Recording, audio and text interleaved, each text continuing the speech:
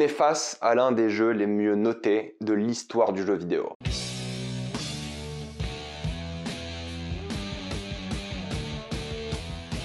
Elden Ring. Comme d'habitude, jusqu'à la minute indiquée dans le titre de la vidéo, il n'y aura pas de spoiler, jusqu'à vous êtes tranquille, après on va tout spoiler. Dans Elden Ring, un royaume s'est écroulé et vous vous réveillez et vous devez aller récupérer toutes les grandes runes qui sont possédées par des dieux et des demi-dieux afin d'obtenir l'Elden Ring et de siéger sur le trône de ce royaume. Les histoires des From Software sont toujours très cryptiques. Je suis carrément en retard par rapport à cette vidéo parce que j'ai fini le jeu il y a un mois, il m'a fallu un mois pour le finir, j'ai mis 85 heures pour le finir à peu près, j'ai tout fait, tous les boss, j'ai fait tout ce que je pouvais, pas toutes les quêtes de PNJ parce qu'évidemment j'en ai loupé et j'ai commencé un peu le New Game Plus, mais j'ai pas le temps en fait de me remettre sur ça et j'étais à fond sur la chaîne principale. Donc j'ai fait tous les jeux Souls de From Software. Mon préféré est Bloodborne, enfin on en parlera à la fin de mon classement. Donc j'ai vraiment l'expérience dans le domaine, je les ai tous faits et j'avais vraiment hâte de jouer à Elden Ring et je dois admettre que j'étais accro. Vraiment, quand je jouais à Elden Ring, je pensais qu'à ça. J'ai eu 3 semaines de ma vie où je pensais qu'à ça. J'arrivais pas à me concentrer sur autre chose. C'était clinique, c'était grave pour vous dire. C'était une addiction clinique que j'ai pas eu depuis God of War, c'est vrai. Et God of War, il y avait l'aspect où j'avais aussi la PlayStation 5 pour la première fois, c'était ma première console depuis la PlayStation 2, mais depuis Witcher 3, j'ai pas été aussi accro à un jeu vidéo. Vraiment impossible. Et là, j'étais complètement accro, quoi. Je me couchais tard pour y jouer, j'étais accro. Et je dois admettre que la cinématique d'intro, parce que c'est toujours quelque chose de culte dans les jeux From Software, la cinématique d'intro, m'a un peu déçu au début parce que tu comprends jamais rien ce qui se passe. Puis quand je l'ai revu pour le New Game Plus, là j'adorais la cinématique d'intro, j'adore l'acteur qui part complètement en vrille dans la narration. Je pense qu'il y a certains moments, le jeu, ça se voit qu'il a été sorti maintenant assez vite, et peut-être la cinématique d'intro a été fait un peu à l'arrache, j'en sais rien. Peut-être ils n'ont pas eu le temps de faire de l'animation, elle est belle pour le coup, mais peut-être ils n'ont pas eu le temps de faire comme que les ans précédents Souls, même si pas tous sont comme ça, mais vous avez compris. J'ai fini le jeu niveau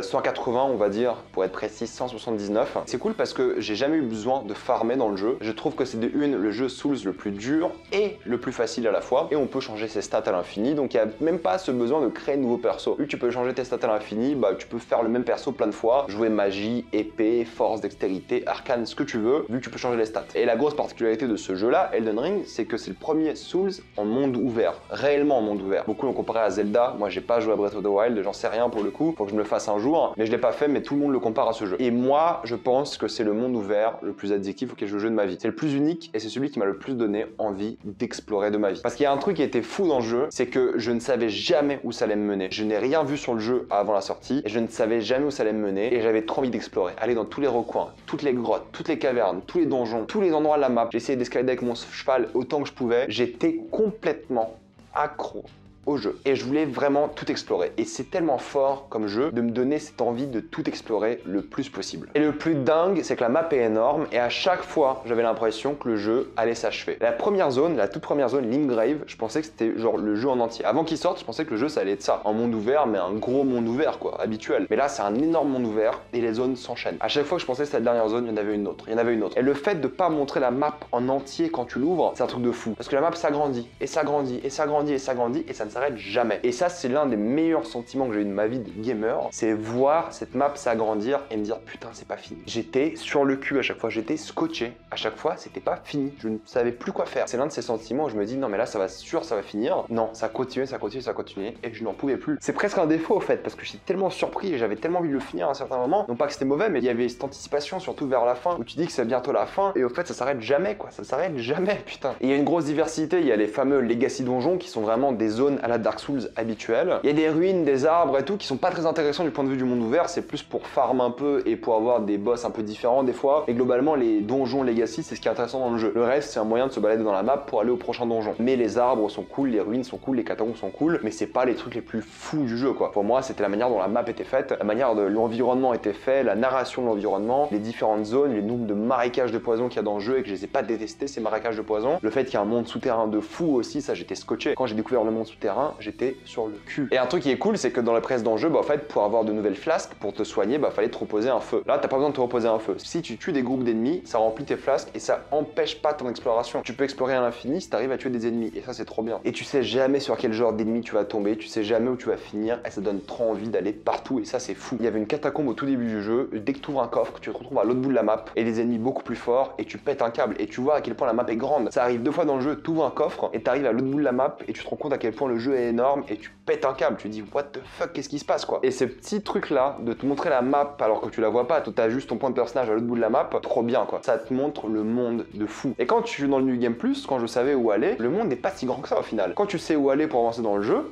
Ça va vite, hein. T'es à cheval pendant 3 minutes, t'as ce donjon, t'es à cheval pendant 5 minutes, l'autre donjon, et puis basta. Tu peux finir le jeu assez vite au final. Il faut 2 runes pour finir le jeu, tu peux les faire relativement vite. Tu cours de zone en zone, t'y vas assez vite, honnêtement, hein. Pas de problème. Et évidemment, la récompense du jeu, c'est pas les items, c'est pas les flasques, c'est pas la magie, c'est pas les cendres de guerre, c'est les boss. Ça, on en parlera après, il y a quelques petits problèmes par rapport à ça, mais on en parlera après, mais c'est la récompense, quoi. T'as envie d'aller dans les zones pour savoir quel ennemi tu vas tuer, quel boss tu vas tuer, et ça, c'est satisfaisant. Et la philosophie de design est folle. Des fois, j'ai escaladé des endroits, je me suis dit, mais les développeurs, ils ont jamais pensé à me laisser escalader ici, et au fait, c'est la suite du niveau. C'est un jeu qui récompense énormément la créativité. Je l'avais fini, il manquait 10 boss. Pas des gros boss, mais des boss de catacombes. J'avais loupé quelques catacombes, j'avais loupé quelques petites zones, mais des petits trucs anecdotiques. J'ai rien loupé de gros. En fait, si t'es curieux, si t'explores, t'es récompensé par des boss, par des zones, il y a aucun problème. Et ça, c'est cool parce que ça récompense l'exploration et la curiosité, et ça, c'est trop bien, trop satisfaisant. Alors oui, il y a certains moments bullshit avec certaines énigmes que je trouve pas très justes par rapport à des tortues, par exemple, ou certains moments où vraiment, je trouve que c'est un peu tiré par les cheveux, d'accord. Et il faut un guide pour résoudre certains trucs, je trouve. Mais moi, j'ai décidé de ne pas prendre de guide pour tout le jeu. Et ensuite, avant de faire le boss final, j'allais prendre le guide et voir ce qui me manquait sur la carte. Mais globalement, j'ai jamais trouvé que le jeu était injuste. Évidemment, la direction artistique est incroyable. Les boss, les donjons, l'environnement, la musique, tout ça, j'ai adoré pour le coup. Pas tout sur la musique pour le coup. On en parlera après, mais c'est vrai que j'ai adoré la direction artistique. C'est ce côté très Dark Souls 4 en fait. Je préfère la direction artistique de Bloodborne parce que c'est plus mon délire. Et la direction artistique est folle. Et t'as plein de moments épiques en fait, mais qui sont dus au gameplay. T'as des moments épiques avec les boss et les zones comme ça, et ce sentiment de puissance que t'as des fois. Moi je me rappelle le premier combat de dragon où t'es à cheval contre un dragon, c'est la première fois que j'ai ressenti ça dans un jeu vidéo. Je me suis dit putain, il y a une musique épique. Je suis sur mon cheval et là je suis en train d'affronter un dragon dans un lac, et ce sentiment de puissance était fou. On aurait dit un film, j'étais à fond, j'ai adoré quoi. T'as plein de wow moments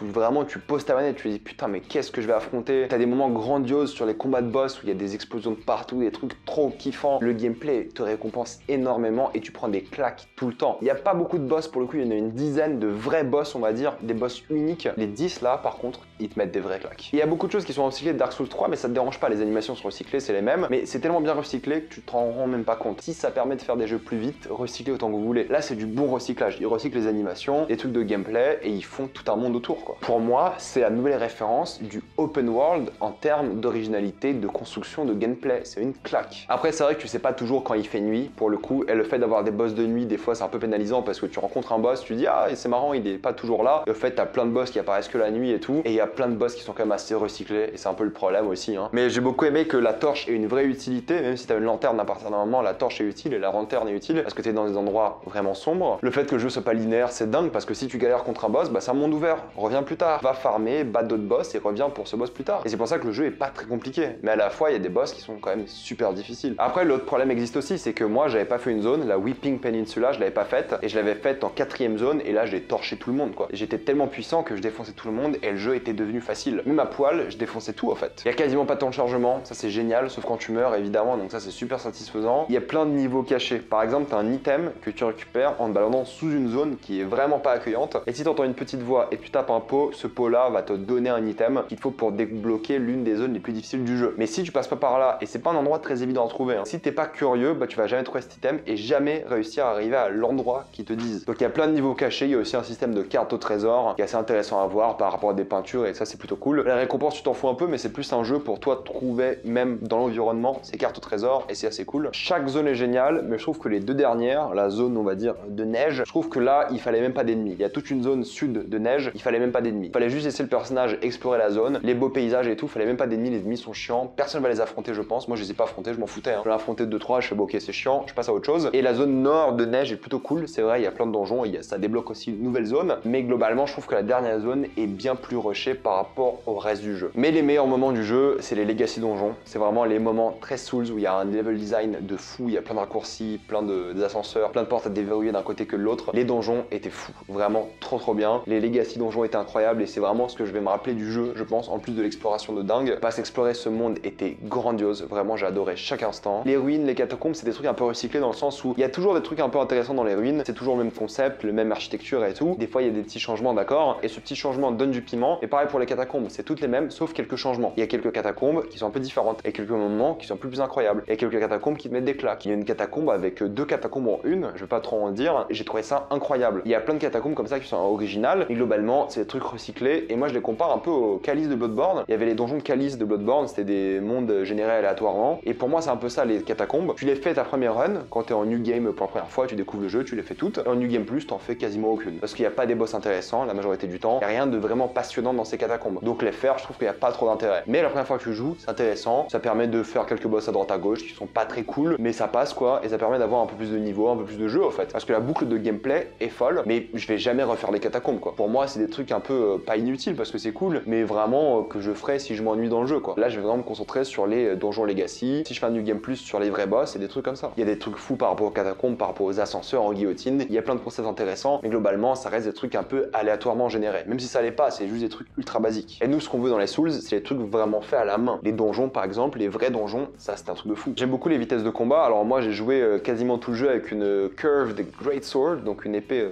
courbée, j'imagine, une grande épée courbée qui infligeait un peu de saignement. Les combats sont aussi rapides que Dark Souls 3, peut-être un peu plus rapides. Les ennemis sont eux par contre beaucoup plus rapides. T'as l'impression des fois d'avoir des ennemis de Sekiro, mais avec le gameplay de Dark Souls 3, qui des fois peut être assez problématique. Ça reste moins rapide qu'un Bloodborne par exemple, mais globalement c'est un jeu assez rapide, assez frénétique, et la philosophie du jeu a pas mal changé par rapport aux autres. Les boss surtout, qui ont plein d'attaques qui sont ralenties et qui attendent que tu fasses 3 roulades de panique avant de t'attaquer. Donc faut un peu réapprendre à jouer aux Souls, donc ça je trouve que c'est plutôt cool. Mais des fois je trouve qu'il y a certains boss, surtout un boss, qui clairement est trop rapide pour ce que c'est. Évidemment c'est le boss le plus dur de l'histoire des Souls, je pense, hein, mais quand même je trouve ça super rapide. Mais c'est bien, ça te donne un défi, c'est un boss optionnel. Pas de problème pour moi. En plus, comme je vous l'ai dit, c'est le jeu le plus simple parce que tu peux aller farmer quand t'es trop bas level, tu peux invoquer des PNJ, tu peux invoquer des alliés, des vrais joueurs. Il y a même un joueur qui est devenu une légende dans la communauté de Elden Ring. Tu peux utiliser la magie qui est beaucoup plus simple, je trouve. T'as plein d'outils pour vraiment battre tous les boss. Mais si tu vas la battre juste à l'épée à poil, là t'as du défi. Mais j'ai fini le jeu et surtout le New Game Plus avec double katana parce que je trouvais ça trop fun à jouer et j'ai passé un bon gros délire à faire du saignement sur tous les boss. Mais c'est vrai que c'était super simple. New Game Plus, je l'ai commencé, j'ai assassiné tout le monde quoi. J'ai détruit des boss mais sans aucun problème. Mais là, comme Sekiro, j'ai dû repenser à ma stratégie, lui changer d'arme, changer d'initiative, trouver de meilleures idées pour vaincre des boss. Et je trouve que c'est une bonne idée parce qu'il faut réfléchir et faut s'adapter. Le pari était aussi beaucoup plus simple et je trouve que l'infiltration, je l'ai jamais utilisé pour le coup. À chaque fois, j'y allais bourrin et j'attaquais quoi. J'ai mis des lustres avant de comprendre que de une, on peut sauter. Alors ça, c'est vite expliqué, hein, mais qu'on peut sauter et esquiver des attaques en même temps. Toutes les attaques au sol, on peut les esquiver en sautant. Et ça, j'ai pas du tout compris. Et quand je l'ai compris, je l'ai vraiment beaucoup utilisé et j'adore ça. Rejouer aux autres jeux en sachant que je peux pas sauter va être très bizarre. Le cheval était génial. J'adore la manière dont tu peux te battre à cheval, la manière dont tu peux te balader. Il est peut-être un peu trop puissant par rapport aux mobs du monde ouvert, mais ça c'est pas un vrai problème en soi, hein. Il y a quand même quelques mobs qui détruisent ton cheval. Peut-être il aurait dû avoir des attaques, des améliorations, peut-être il aurait dû changer quelques petites choses sur le cheval, mais globalement c'était un pur kiff d'être à cheval et j'ai adoré quoi. Surtout pour les trucs de plateforme, c'était trop bien. Et le double jump est fou parce qu'il te permet de sauter et de double jump, donc de changer ta direction en plein saut. Ça permis de faire des trucs de fou, c'était un vrai plaisir. T'as aussi une deuxième potion, c'est pas le Lestus, mais une deuxième potion où tu peux faire de la magie. T'as même des potions qui te permettent d'affronter des boss différemment. T'as un boss qui te fait beaucoup de saignement, bah t'as une potion pour empêcher ce saignement et ça c'est trop bien. Ça t'oblige encore à t'adapter et ça je trouve que c'est vraiment intelligent. T'as les grandes runes qui permettent donc d'avoir des capacités en plus. Alors ils disent que si tu l'as, elle est activée, mais au fait il faut activer un arc de runes, c'est l'équivalent des humanités des anciens jeux et ça faut le comprendre. Et il y a plein de trucs, je pense que pour les gens qui ont jamais joué à un jeu Souls, t'es largué. Il y a plein de trucs qui sont jamais expliqués et il faut regarder des guides, il faut regarder des tutos parce que pour moi qui ai l'expérience, le saut, les arcs de runes et tout, je suis passé à côté pendant quasiment tout le jeu. Et pareil pour upgrader tes armes, je pense que quand t'as jamais joué à un Souls c'est super compliqué et les armes de boss elles sont améliorables en plus 10 assez rapidement et les armes normales sont en plus 25 et ça prend du temps. Donc je pense que l'équilibre est vraiment pas là quoi. Et honnêtement je pense qu'il aurait fallu un journal de quête parce que là j'étais comme d'habitude pour ce genre de jeu avec mon carnet, je notais sur mon carnet. Je pense qu'un journal de quête serait le bienvenu. Je venais tout juste de finir le jeu mais ils ont commencé à mettre des PNJ sur la carte donc ça peut aider un peu, mais un journal de quête ne ferait pas du mal honnêtement parce qu'il y a tellement de PNJ éparpillés dans tout le monde entier qu'un journal de quête serait pas une mauvaise idée. Je dis pas de donner la localisation mais c'est juste de te rappeler ce que t'as dit à un PNJ et où il a dit qu'il allait te retrouver parce qu'il y en a qui disent on se revoit là, mais on se revoit là c'est dans super longtemps en fait et c'est dans 20 heures et t'oublies forcément. Surtout que c'est un jeu où l'ordre des quêtes des PNJ est vraiment important et il y a beaucoup de personnages, beaucoup de quêtes, beaucoup de PNJ et t'as 6 fins différentes donc ça c'est aussi appréciable et il y a des quêtes qui sont assez faciles à faire, hein. La fin que j'ai eue pour moi était facile à faire je trouve. La quête elle disait bah voilà et c'était plié. Et t'as aussi un hub, une table des chevaliers qui est vraiment appréciable parce que bah on aime bien avoir une sorte de hub comme ça. Et j'ai mis 80 heures de jeu avant de comprendre qu'on peut se téléporter rapidement au hub. Pas besoin d'aller chercher le hub sur la carte, hein. T'appuies sur 2 boutons et t'es téléporté au hub automatiquement. Tout ce qui est le craft, je l'ai jamais utilisé sauf pour le poison et le Scarlet Rot, mais sinon j'ai jamais utilisé le crafting. Vraiment c'est pas un truc que j'ai fait et honnêtement ça m'a pas du tout dérangé. J'aimais bien ramasser des matériaux, d'accord, et c'est cool que je puisse ramasser des matériaux à cheval, c'est trop bien, des items à cheval c'est vraiment la meilleure idée. C'est normal j'ai envie de dire, mais le crafting jamais utilisé quoi, sauf pour le poison et des choses comme ça. Je trouve que tous les ennemis sont relativement équilibrés. Il y en a qui sont super chiants et difficiles, mais dans le bon sens du terme. Il y en a ils créent de la vraie tension en toi quand tu les vois au loin. Et tu te dis putain, faut encore que je les affronte. T'as des ennemis, tu pètes un câble, vraiment tu pètes un câble et tu sais que tu vas souffrir. Du coup, t'as cette anxiété qui se crée en toi. C'est un véritable bordel pour le coup ça. Mais j'ai beaucoup aimé, c'est bien l'anxiété dans ce genre de jeu. C'est bien de voir un ennemi au loin et tu te dis putain, je vais encore me faire défoncer parce que ça t'apprend à jouer et c'est ça qui est cool aussi des fois d'avoir un peu de défi. Donc moi j'ai beaucoup aimé quasiment tous les ennemis. Il y en a très peu que j'ai trouvé bullshit pour le coup. Et le fait que maintenant, après avoir stun un ennemi, t'es la partie du corps qu'il faut attaquer parce que t'as des gros ennemis. T'as un peu cette vibe Shadow of the Colossus des fois. Hein. Tu erres dans ces plaines et t'affrontes des géants par exemple. Le fait d'avoir l'aspect critique à attaquer sur le corps du géant par exemple, en jaune brillant, c'est trop bien. Parce que des fois dans les anciens jeux, tu cherchais l'endroit à attaquer quoi. Là où je suis un peu déçu, c'est dans les boss par exemple. Au fait, il y a que 10 boss uniques. Il y en a 10. Uniques, je crois, 10 ou 9. Il y a tous les autres boss sont répétés au moins une fois. Donc il y a au moins 2 versions de tous les autres boss. Donc il y a 10 boss uniques. Les boss uniques sont vraiment tous très bien. Pour le coup, ils sont très bien. Et il y a même quelques boss répétés qui sont très bien. Sinon, 180 boss, peut-être 160 boss. Mais globalement, c'est des boss uniques de fou, hyper appréciables. Mais vu que certains boss que tu as l'impression devraient être uniques sont répétés dans des donjons à la con, ça enlève un peu cette impression de victoire que tu as eu sur eux. Parce que si je devais affronter l'un des plus gros boss du jeu 2 fois, j'aurais pas cette impression de victoire et de côté unique en fait. Affronter 2 fois le même ennemi, mais pas terrible. Mais affronter une fois un ennemi et me dire voilà, c'est le boss et il est pas recyclé et c'était le combat épique contre lui et il sera jamais répété, là oui. Là tu le ressens et là t'es content. Donc en vrai, j'étais assez déçu par le fait qu'il n'y ait que 10 boss uniques, même s'il y en a plein qui sont cool et divertissants. Je me rappellerai vraiment des boss uniques avant tout parce qu'il y a une mise en scène, il y a un vrai travail qui est fait sur eux, là oui. Les autres sont cool, la majorité sont médiocres, mais il y en a tellement, et la grande majorité sont juste des ennemis qui ont une barre de vie quoi. Mais les Great Enemy ou les Legends ou les trucs comme ça sont mémorables et sont vraiment dingues et super appréciables. Mais j'aurais aimé en avoir un peu plus quoi, que 10 là c'est vraiment limité et dans mes New Game Plus, il y a que eux que je vais affronter. Je vais rarement prendre la peine d'aller affronter des boss qui sont pas obligatoires de une et qui sont répétés 20 fois, sauf s'il y a quelques-uns que j'ai bien aimé, et il y en a quelques-uns. Mais globalement, ça reste très limité et c'est un peu dommage. Pas très fan du concept de mettre des boss en duo. Des fois t'as affronté un boss, t'as affronté un deuxième et t'as une chambre de boss où t'as les deux en même temps. Je trouve pas que c'est un concept intéressant pour le coup, je trouve pas que c'est très cool. Il y a des boss un peu bullshit, hein. T'as le Falling Star Beast en caverne qui est bullshit de fou. T'as les vers de magma, pareil en caverne, c'est des gros boss où il faut qu'ils aient de la place pour bouger.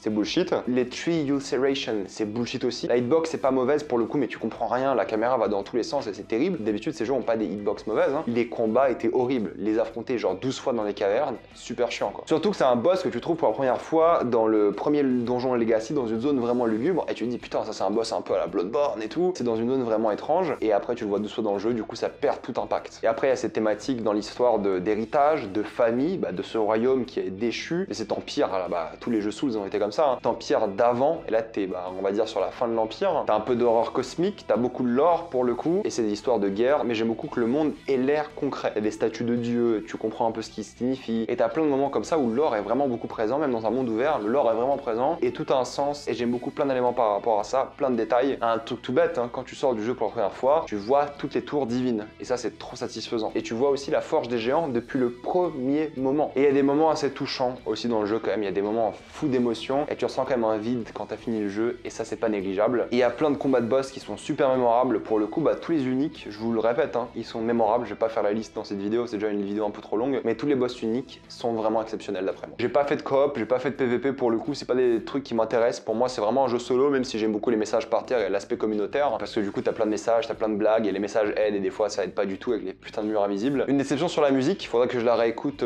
quand elle sortira sur Spotify, que je l'écoute entièrement, mais pour moi la seule musique mémorable c'est celle du menu pour l'instant, et elle te hype vraiment bien celle-là, mais le reste de la musique j'en ai pas une qui est en tête. Comparé aux autres jeux où je les avais vraiment directement en tête, celle-ci je me rappelle pas vraiment, et c'est un peu décevant de ce point de vue là aussi. Et je pense vraiment que la première fois sera la meilleure, là où dans les autres jeux la première fois n'est pas toujours la meilleure, et les fois où tu joues au jeu d'après est meilleure. Là j'ai commencé le New Game Plus, je pense pas que ça va être meilleur, parce que maintenant je connais la map, et d'ailleurs le jeu te laisse la map, et ça c'est une bonne idée, avec tous les points remarquables pour pas te faire chier à les retrouver, hein, ça c'est trop cool. Mais globalement, honnêtement, je pense que la première fois sera un moment légendaire dans ma vie de gamer, et je vais conclure sur ça, c'est un grand jeu. Il y a quelques problèmes, la musique, quelques boss, beaucoup de recyclage, mais c'est un grand jeu dans tous ses aspects au final. C'est grandiose, c'est épique, ça a révolutionné pour moi le monde ouvert, c'était un pur plaisir, c'était une addiction pure, c'était gargantuesque, c'était grandiose, épique, gameplay de fou, vraiment c'est l'apothéose des Souls, hein. C'est le meilleur Souls, pas de loin peut-être parce que c'est tous des excellents jeux, mais celui-ci il est imbattable. Et la première fois, cette première fois sera peut-être l'un de mes plus grands moments de jeux vidéo de tous les temps, et ça ça va être difficile de rivaliser. C'est un véritable chef-d'œuvre, vraiment, rien à dire. C'est un véritable chef-d'œuvre. D'ailleurs, je l'ai fait sur PS5 en mode 60 FPS et j'ai pas eu de bug pour le coup. J'ai pas eu de drop de frame, quasiment pas. Mais c'est vrai que j'ai pris ma claque et je pourrais en chercher plein des défauts et j'étais assez critique, je pense, de plein de trucs. Et globalement, c'est un chef-d'œuvre, quoi. C'est un vrai chef-d'œuvre. Et pour moi, l'un des plus grands jeux de l'histoire du jeu vidéo, quoi. C'est une véritable claque qui mérite ses récompenses, qui mérite ses notes. C'est révolutionnaire. Et ce premier run que j'ai eu là avec Elden Ring, je ferais rarement mieux dans ma carrière de mec qui joue à des jeux vidéo, quoi. Donc il n'y a rien à dire, c'était bluffant, c'était spectaculaire. J'en suis encore sur le cul juste à y penser à ces 85 heures que j'ai passées qui seront inoubliables. C'était juste monstrueux, quoi. Évidemment, je donne la note de 10 sur 10. C'est pas un jeu parfait, loin de là. Et je pense qu'il y a moyen de s'améliorer pour le prochain, mais c'était l'apothéose et je pense que là, ils pourront pas faire mieux. Enfin, il n'y aura plus jamais ce choc en mode putain, ce monde est génial, ce monde est incroyable. Il n'y aura plus jamais ça, je pense. Ils viennent de tuer un truc, mais dans le bon sens du terme. Ils ont fait un Souls en monde ouvert et ils ont fait leur chef-d'œuvre, leur grand chef-d'œuvre. Donc, je ne peux que vous recommander l'un des plus grands jeux, je pense, de l'histoire. Je sais pas si c'est mon préféré. Il va se battre avec Witcher 3, je pense. Et Witcher 3, pareil, il était meilleur la deuxième fois que je l'ai fait. Là, je vais me faire Elden Ring dans les mois qui viennent, peut-être une deuxième run, rapidos, parce que ça se finit assez vite, comme je vous l'ai dit. Mais je suis scotché. Vraiment, je suis scotché. Juste en reparler, je suis en mode putain, c'était vraiment incroyable. Et à partir de maintenant, on va passer en spoiler. Dans cette partie, j'ai envie de parler de quelques boss que je trouvais vraiment intéressants et qui étaient cool à découvrir et à combattre. La première fois que j'ai affronté le Ancestral Spirit, c'était super bien parce que le combat est super simple, mais t'as cette musique et cette ambiance et après c'est gâché, enfin gâché entre guillemets, hein. Certains diront que c'est gâché, d'autres diront que 2 fois plus, mais j'aime beaucoup les rencontres uniques. Et le fait d'avoir cet esprit 2 fois, je trouve que c'est un peu gâché le truc. Pareil pour Astel, au final, ça a vraiment gâché la rencontre. T'avais un combat à la fin de la quête de Ranni qui était génial. J'adore le design, j'adore le monstre, et au final, bah tu le rencontres dans une grotte un peu lambda dans la dernière zone. C'est un peu moins le cas pour Margit parce que Margit, la première fois que tu l'affrontes, c'est le premier vrai boss, on va dire, si tu décides que ce soit le premier vrai boss, hein. C'est le premier vrai boss et je trouve que le combat est vraiment bien foutu. Et quand tu le rencontres à la fin, bah ça donne vraiment cette impression de revoir un boss que tu as déjà affronté en mode amélioré. Et ça c'est plutôt cool, mais c'est vrai que ça reste le même boss et moi quand je l'ai affronté la deuxième fois, je l'ai torché du premier coup. Margit, Morgoth, les noms sont insupportables. C'est tellement facile de se tromper. Même problème avec Godric, le premier combat avec Godric est génial, vraiment.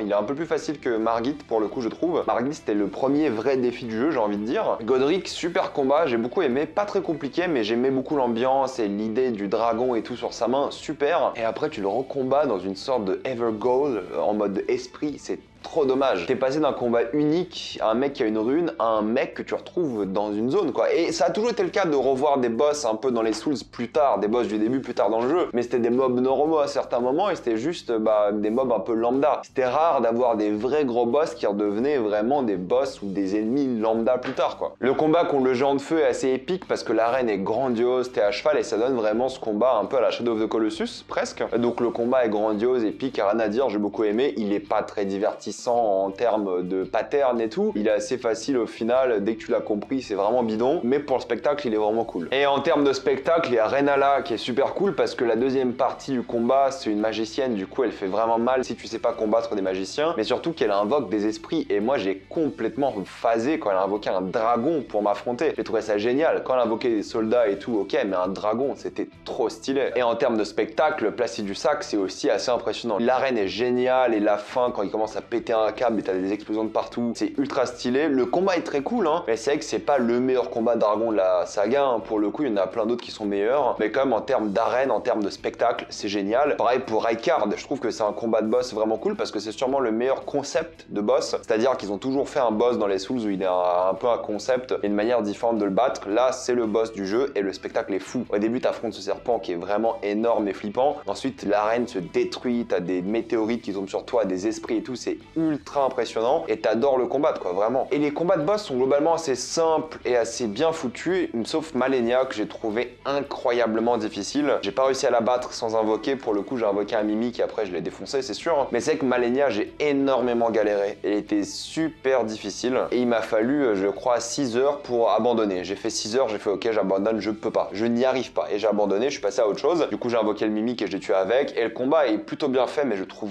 trop dur. Et tant mieux, ça donne un défi, c'est un boss optionnel, peu importe, hein. Mais c'est vrai que le combat était quand même assez difficile. Il est épique, hein, vraiment, les patterns sont difficiles à comprendre. Il y a une attaque que j'ai toujours pas compris comment esquiver, sa fameuse attaque AOE là, je n'arrive pas à l'esquiver, mais globalement je m'en sortais assez bien. Mais c'est vrai que vu que c'est un gros combat d'endurance, elle se soigne à chaque fois que tu l'attaques, trop difficile de ce point de vue là. Si elle se soignait pas à chaque attaque, je pense que ça irait, mais vu qu'elle se soigne, c'est super compliqué. Mais le combat est super cool, l'arène est géniale, et t'arrives vraiment au boss ultime du jeu en fait. C'est le gros boss et la récompense est là quoi. Le combat est là, une super arène, un super niveau, un super donjon, donc vraiment c'est une belle récompense et c'est un boss que j'adore vraiment. C'est pas mon préféré, mais je l'ai beaucoup aimé, mais juste que je l'ai trouvé trop dur pour moi quoi. Après, si j'avais la patience, je passais des heures et des heures dessus, mais je trouve pas ça fun au final de passer des dizaines d'heures sur un boss. Donc j'ai invoqué, je l'ai affronté. Mais super boss aussi, design, le lore et tout de chaque boss, c'est vraiment prenant, donc j'ai beaucoup aimé. Il y a deux boss que j'ai beaucoup aimé aussi dans leur design, dans l'ambiance et dans l'arène, c'est Mog et Maliket. Alors Mog parce qu'il est super agressif, super dur, il ne s'arrête jamais, il rend toute l'arène en sang et c'est ultra perturbant et difficile, mais c'est un super combat que j'ai essayé plein de fois et j'ai réussi au bout de je sais pas combien d'essais, mais j'ai beaucoup aimé ce combat, c'était un vrai défi pour le coup, genre